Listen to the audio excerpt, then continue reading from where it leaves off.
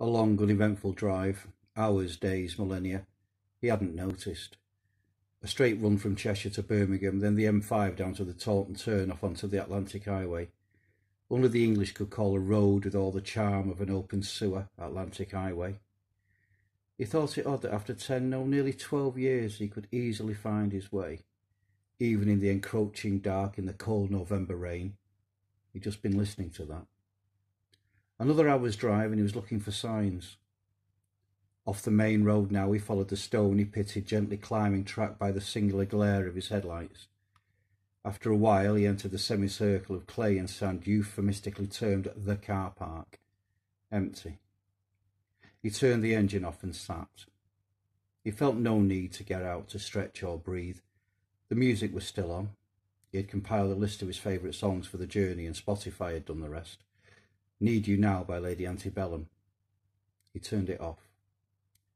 As he sat, it grew darker and cold. He opened his phone and looked at the face gazing back at him. Confident, young, beautiful. No messages.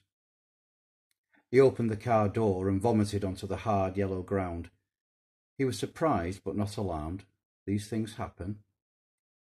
He stood away from the mess. He had always hated vomit, anybody's, even his own children's. Now, however, it seemed distant, trivial. He pulled his backpack from the passenger seat and pocketed the car key. He walked away, glancing back at the black, sleek shape of the silly sports car he'd bought a year earlier.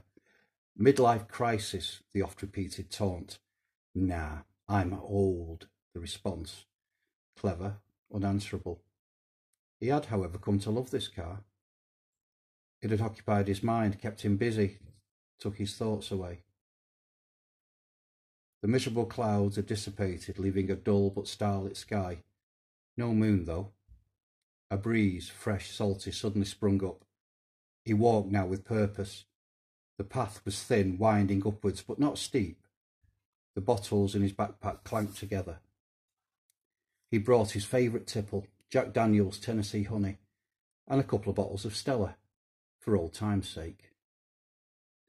Rounding a couple of black stunted trees, he clambered up a steep embankment, and then suddenly he was on the cliff.